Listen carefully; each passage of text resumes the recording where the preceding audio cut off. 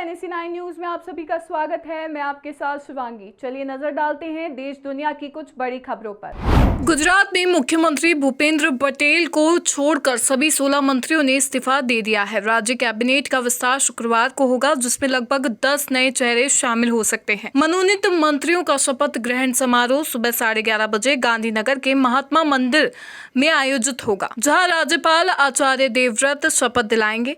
BJP अध्यक्ष JP Nadda गुरुवार शाम गुजरात पहुंचेंगे और सीएम पटेल, पूर्व प्रदेश अध्यक्ष CR पाटिल व अन्य नेताओं के साथ कैबिनेट फेरबदल पर बैठक करेंगे। ये दौरा पीएम मोदी के आवास पर हाल ही में हुई अमित शाह, CR पाटिल व सीएम पटेल की बैठक के बाद हो रहा है। पार्टी सूत्रों के अनुसार फेरबदल 2027 चुनावों से पहले नए समीकरणों को मजबूत करने का प्रयास है, जिसमें वर्तमान मंत्रियों के आधे से अधिक को हटाया जा सकता है। वर्तमान में कैबिनेट में 17 सदस्य हैं, जो 182 सदस्यीय विधानसभा की 15% सीमा के अनुरूप है। चुनाव आयोग ने बिहार में SIR मामले में सुप्रीम कोर्ट में हलफनामा दाखिल कर याचिकाकर्ताओं पर कोर्ट को गुमराह करने और चुनाव प्रक्रिया में बाधा डालने का आरोप लगाया है। आयोग ने कहा कि याचिकाकर्ता, जिसमें योगेंद्र यादव शामिल है, गलत और भ्रामक तथ्यों के आधार पर मतदाता सूची संशोधन को पटरी से उतारने की कोशिश कर रहे हैं। आयोग ने याचिकाकर्ताओं के दावों को खारिज करते हुए कहा कि 2011 की जनगणना के आधार पर जनसंख्या अनुमान गलत है और मतदाता सूची की सटीकता का आधार नहीं हो सकता। मुस्लिम मतदाताओं के कथित असमान विलोपन के आरोप को सांप्रदायिक और निंदनीय बताया, क्योंकि आयोग के डेटा में धर्म की जानकारी दर्ज नहीं होती। आयोग के अनुसार पिछले मतदाता सूची में 7.89 करोड़ मतदाता थे, जिनमें से 7.24 करोड़ ने एन्यूमरेशन फॉर्म जमा किए। 65 लाख में से 22 लाख मृत, 36 लाख स्थानांतरित और 7 लाख अन्य जगहों पर दर्ज पाए गए। 3.67 लाख नाम नोटिस और सुनवाई के बाद हटाए गए और इस प्रक्रिया पर कोई अपील नहीं हुई। मशहूर हेयर स्टाइलिस्ट जावेद हबीब और उनके बेटे अनौश हबीब ने संभल में दर्ज FIR रद्द करने के लिए इलाहाबाद हाईकोर्ट में 8 याचिकाएं दाखिल की है।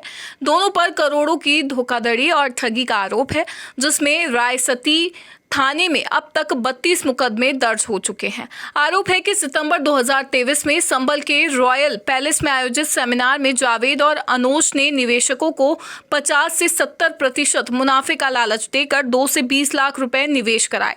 2 साल बाद भी न मुनाफा मिला, न निवेश राशि लौटी। जांच में सामने आया FLC कंपनी के जरिए निवेशकों को ठगा गया। इसी को लेकर इलाहाबाद हाईकोर्ट की डबल बेंच शुक्रवार को याचिकाओं पर सुनवाई करेगी। उत्तर प्रदेश के मुख्यमंत्री योगी आदित्यनाथ ने बिहार विधानसभा चुनाव में दानापुर की रैली में RJD और कांग्रेस पर तीखा हमला बोला। उन्होंने कहा कि बिहार के विकास को रोकने के लिए विपक्ष ने विकास बनाम बुर्का की शरारत शुरू की है। योगी ने आरोप लगाया कि जब बिहार के नौजवान विकास की बात कर रहे हैं, तब ये दल बुर्का विवाद को हवा देकर फर्जी वोटिंग की साजिश रच रहे हैं। उन्होंने कहा, क्या फर्जी वोटिंग की इजाजत देनी चाहिए? क्या विदेशी घुसपैठियों को बिहार के नागरिकों के हक पर डाका डालने की छूट मिलनी चाहिए? दुनिया में कहीं भी पहचान और चेहरा दिखाना पड़ता है, लेकिन ये लोग बिना सत्यापन के वोटिंग चाहते हैं और EVM हटाने की मांग कर रहे हैं। पहले गरीबों के हक पर डाका डालते थे, अब वही कोशिश कर रहे हैं। योगी ने NDA के विकास कार्यों की तारीफ की और विपक्ष को अपराधियों का साथी बताया। बिहार विधानसभा चुनाव के पहले चरण के नामांकन की अंतिम तिथि 17 अक्टूबर से पहले गुरुवार को कई दिग्गज पर्चा दाखिल कर रहे हैं। RJD नेता तेजस्वी यादव ने बुधवार को राघोपुर से नामांकन भरा। गुरुवार को मुंगेर की तारापुर सीट से डिप्टी CM सम्राट चौधरी ने पर्चा दाखिल किया, जिसमें छत्तीसगढ़ CM विष्णुदेव साय और केंद्रीय मंत्री रविशंकर प्रसाद मौजूद रहे।